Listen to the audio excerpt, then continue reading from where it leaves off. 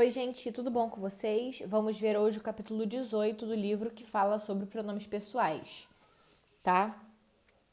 Pronomes são palavras utilizadas no lugar dos nomes aos quais se vinculam. Assim como há os nomes substantivos e nomes adjetivos, os pronomes também se subdividem nesses dois tipos. Os substantivos são aqueles que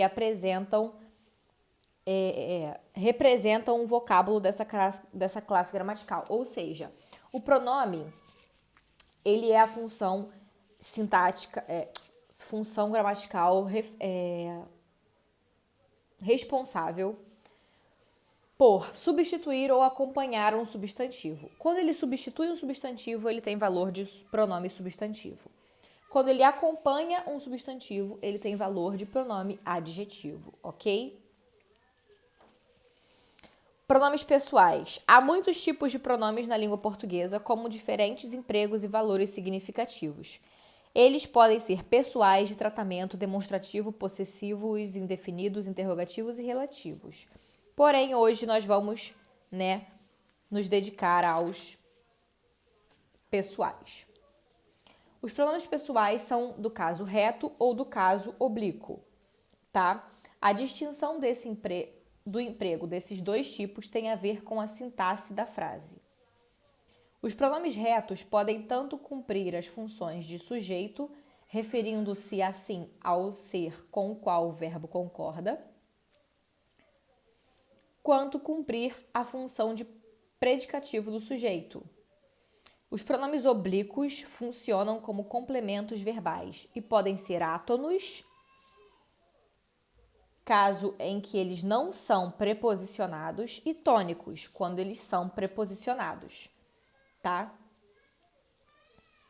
Quadro. No quadrinho aí tem a primeira, a segunda e a terceira pessoa do singular e do plural, tá? E o pronome do caso reto, eu, tu, ele, nós, vós e eles.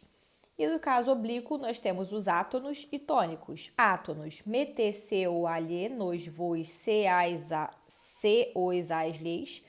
E tônicos, mim, ti, si, ele, ela, nós, vós, si, eles e elas. Tá? Observações. O pronome si, assim como a forma consigo, segundo a língua padrão, só deve ser usado como reflexivo. Exemplo, ela não costuma olhar muito para si, ela não costuma olhar para ela própria, para ela mesma, tá?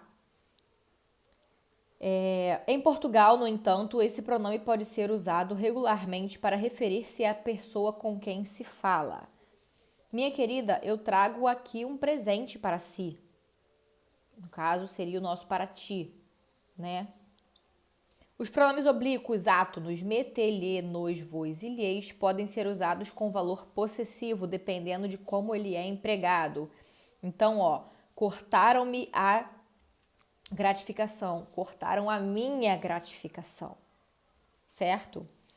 Os pronomes o, a, os e as possuem variações ditadas pela fonética e se transformam em lo, lá, los, las quando as formas verbais às quais se vinculam terminam em R, S ou Z.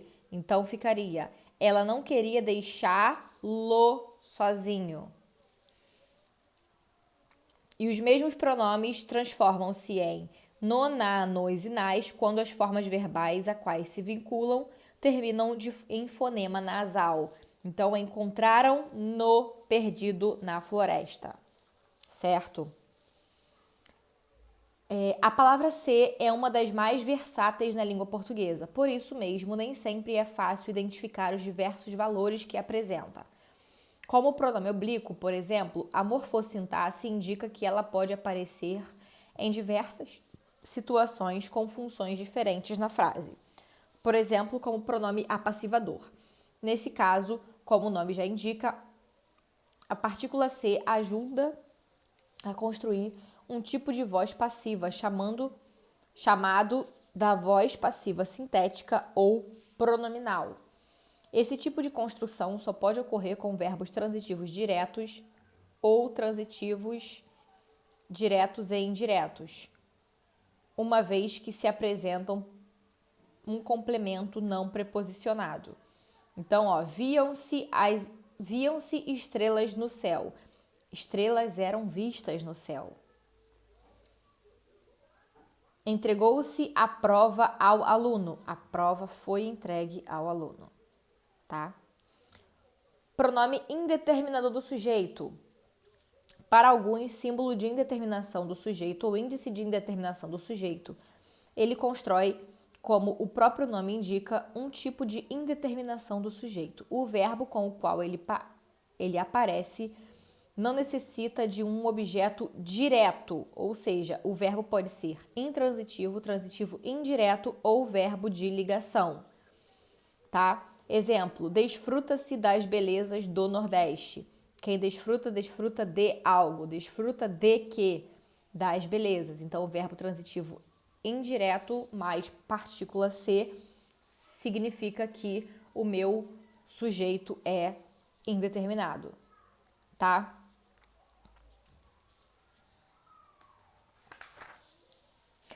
Pronome reflexivo. Exprime simultaneamente o sujeito e o objeto e pode apresentar ideia de reciprocidade. Em níveis sintáticos, exerce função de complemento verbal e funciona como objeto direto ou indireto. Narciso se vê nas águas do lago. Ele vê a si próprio, tá? Exemplo, observação. Outros pronomes oblíquos átonos, me, te, nos e vos, podem também ser empregados com valor reflexivo ou de reciprocidade. Percebo-me capaz de todas as decisões. Vamos nos encontrar agora. O pronome me, no primeiro exemplo, tem valor reflexivo e nos, no segundo exemplo, indica reciprocidade.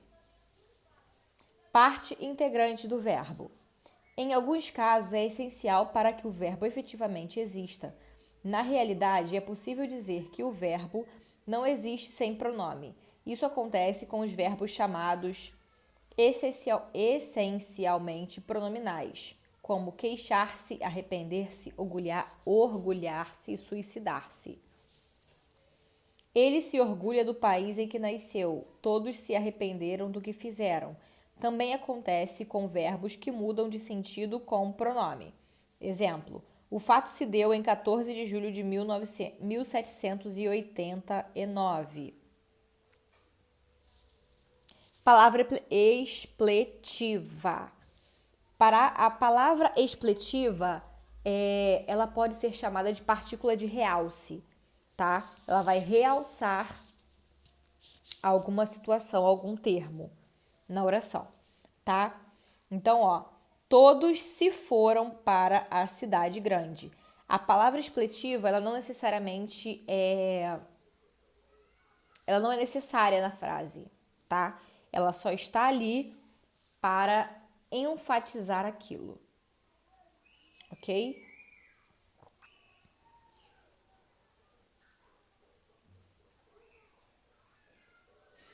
Forma de tratamento. Para substituir os pronomes pessoais comuns, há formas cerimoniosas de tratamento,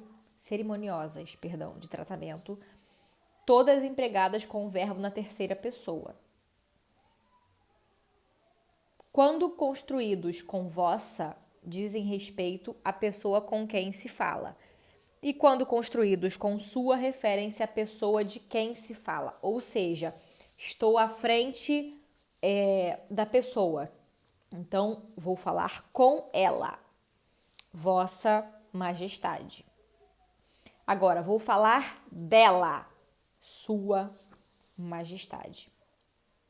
Certo? Com a pessoa vossa, da pessoa sua. Os pronomes pessoais como formas catafóricas ou anafóricas. A coesão de um texto se concretiza de diversas formas. E uma delas é a remissão entre elementos que o compõem, capaz de promover a reativação de um referente. Essa remissão pode ser de natureza catafórica ou anafórica. E uma das palavras que podem exemplificá-la é o pronome pessoal na terceira pessoa, do caso reto ou do caso oblíquo.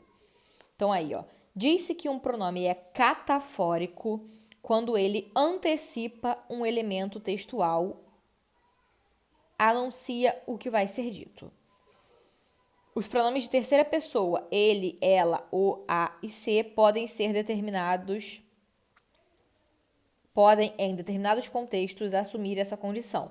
Então, catáfora é quando o pronome vai antecipar um termo, tá? E aí, ó, ele é o Cristo Redentor. Ele, no caso, meu pronome pessoal do caso reto, é o Cristo Redentor. Eu indiquei quem ele é, mas primeiro eu disse ele, tá? Meu pronome veio antes do termo específico, ok? Então aí foi catáfora. Agora, em anáfora é quando meu pronome retoma um termo que já foi dito, tá? Então, ó,